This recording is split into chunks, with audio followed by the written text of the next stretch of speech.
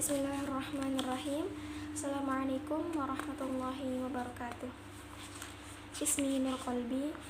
Ana min qismi ta'lim lughatil arabiyyah fi Jami'ati Makassar al-Hukumiyah. Insyaallah في هذه الفرصة سأشرح بعض الأخطاء من فيديو عملية تعليمية ثم أعطاه المحلول. هيا نشاهد فيديو عملية تعليمية التالي.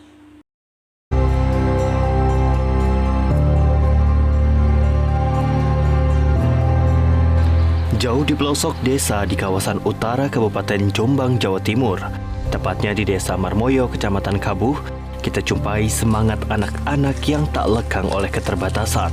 Demi bisa mengenyam pendidikan, apapun mereka lakukan, apalagi dalam situasi pandemi. Tiap hari, para anak-anak usia sekolah dasar kerap lalu lalang menuju sebuah rumah tetangga. Mereka bepergian bersama-sama hanya untuk bisa mengikuti pembelajaran secara daring. Tidak hanya menumpang akses internet, keterbatasan jaringan yang ada di desa ini membuat tidak banyak masyarakat memiliki gawai dengan kondisi tersebut. Perangkat telepon pintar menjadi barang langka di daerah ini, sehingga satu gawai biasanya mereka pakai untuk 5 hingga 6 orang. Dukungan orang tua agar anaknya dapat tetap belajar menjadi motivasi bagi siswa. Bahkan, salah satu orang tua siswa menjual kambing hanya demi anaknya bisa mengikuti pembelajaran secara daring di sekolah. Jual kambing sama celengan enggak sedikit gitu. Untuk beli apa? Untuk beli HP. Berapa harganya? Harganya apa? 1,5 juta. Kambingnya waktu itu laku berapa? Laku 700. Itu ditambah tabungannya sendiri gitu. Kita terkendala sinyal di Desa Marmoyo ini memang tidak ada jaringan, jadi yang bisa diakses hanya melalui wifi. Nah, kebetulan saya ada wifi yang kita pasang ambil dari balai desa.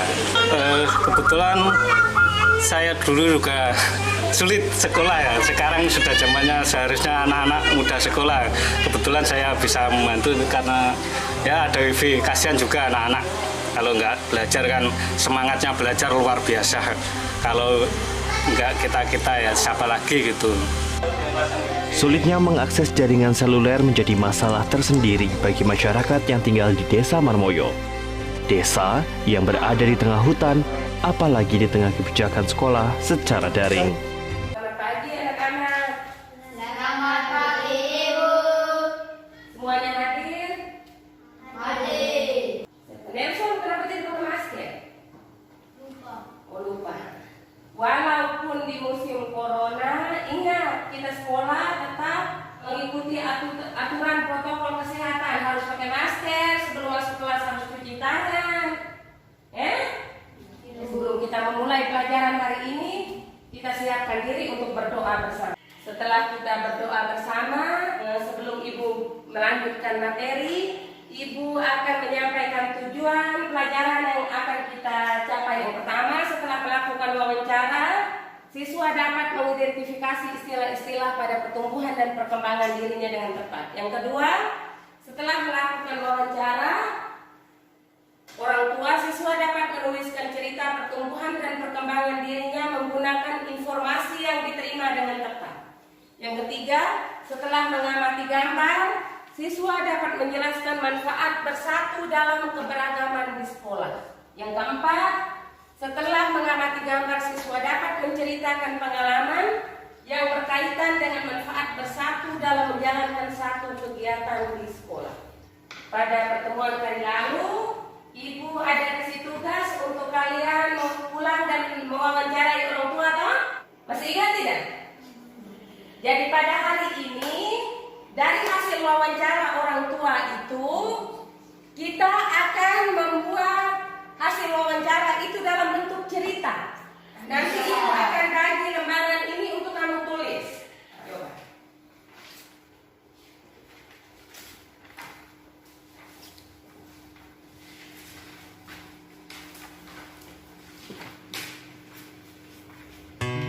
Jadi tulis hasil wawancara ini. Coba tulis.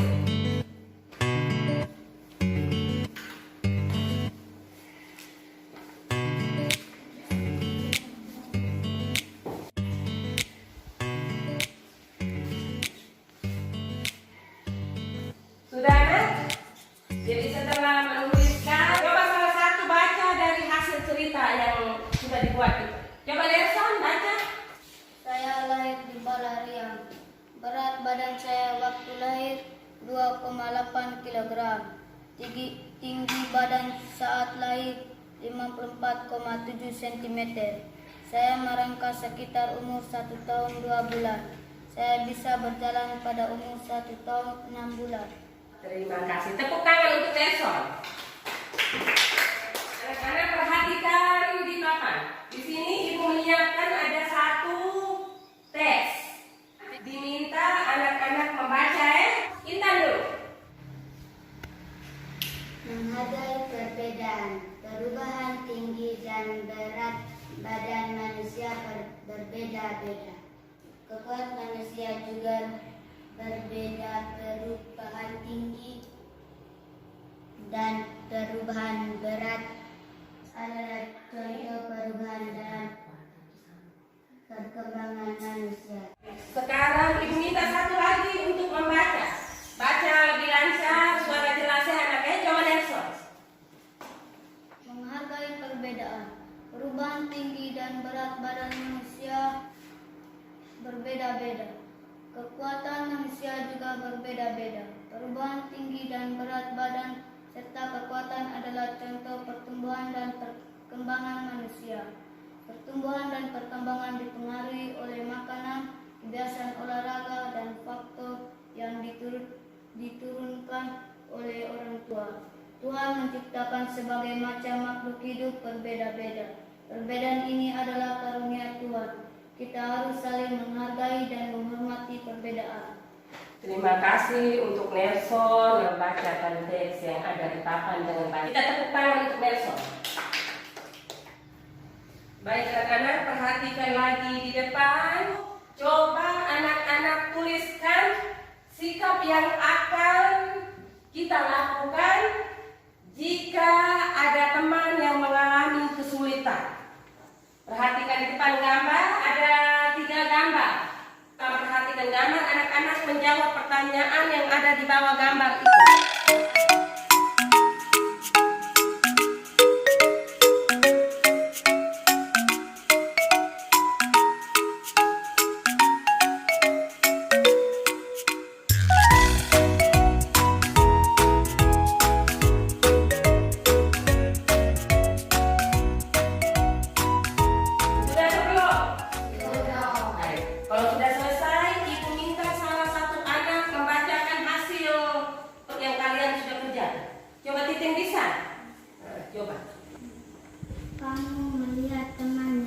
Kesulitan mengambil benda di atas tempat yang tinggi, sikap yang akan kamu lakukan adalah menolong. Lanjut nomor 2. Kamu melihat temanmu yang kesulitan membawa barang, sikap yang akan kamu lakukan adalah membantu membawa barang. Terima kasih untuk Titin yang telah membacakan hasil dari kerjanya. Sekarang kita perhatikan. Lihat di gambar sana di papan. Sila kedua berbunyi kemanusiaan yang adil dan beradab. Lambang dari sila kedua adalah rantai ya. Lambang ini menunjukkan bahwa bangsa Indonesia sangat menjunjung tinggi nilai-nilai kemanusiaan, saling menghormati, saling menyayangi, dan juga memperlakukan manusia lainnya dengan baik. Baik, setelah Ibu menjelaskan materi, coba anak-anak kerjakan latihan soal beberapa nomor yang Ibu berikan ini. Supaya Ibu mau tahu penjelasan Ibu hari ini, anak-anak bisa mengerti dan memahaminya tidak?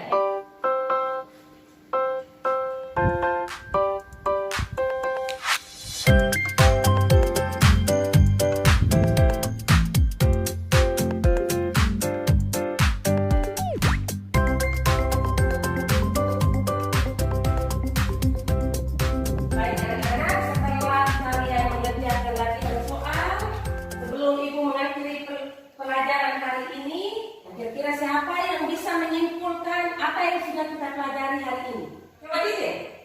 Menulis semua cerita. Menulis cerita. Nelson masih ada lagi? Pertumbuhan dan perkembangan. Iya, pertumbuhan dan perkembangan. Jadi materi yang sudah kita pelajari hari ini, yang pertama kita belajar tentang pertumbuhan dan perkembangan pada diri kita, toh. Yang berikut menulis cerita. Yang berikut kita menuliskan sikap yang sesuai dengan sila kedua pada Pancasila. Jadi anak-anak sebelum mengakhiri pelajaran, coba kita sama-sama berdiri. Sebelum kita pulang kita menyanyikan salah satu lagu nasional dari Sabang sampai Merauke. Coba Titin angkat. Dari Sabang sampai Merauke 3. Dari Sabang sampai Merauke berjajar pulau-pulau, sambung menyambung menjadi satu.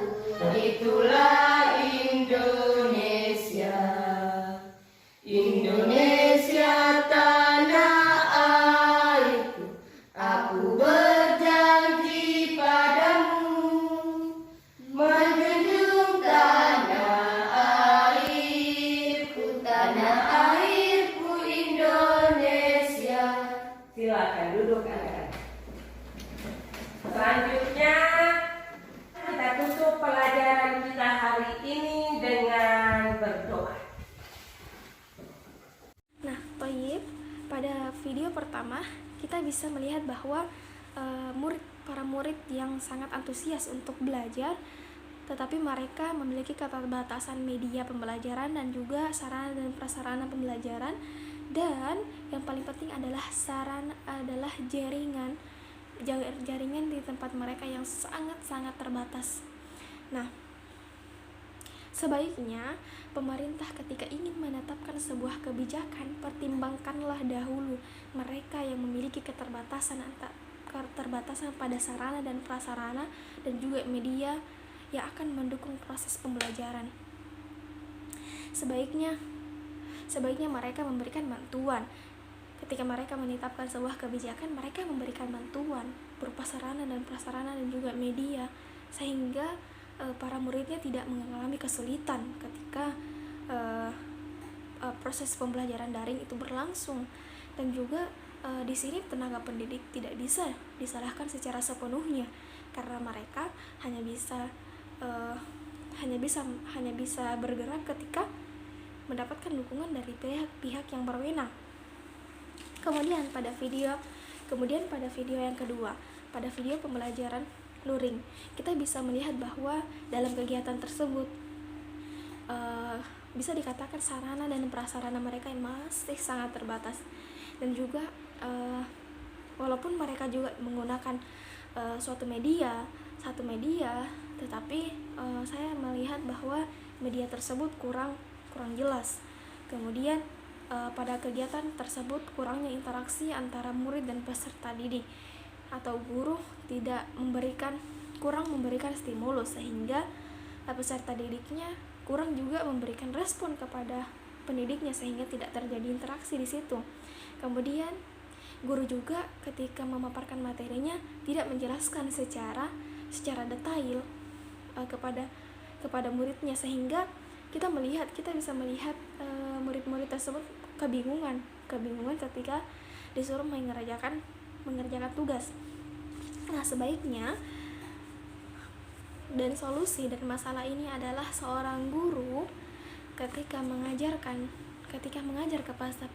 pada peserta didik itu haruslah memberikan stimulus kepada peserta didiknya, stimulus yang lebih, dan juga muridnya akan memberikan respon kepada peserta didik, memberikan respon kepada pendidik atau kepada guru, sehingga nantinya di kelas tersebut terjadilah sebuah interaksi.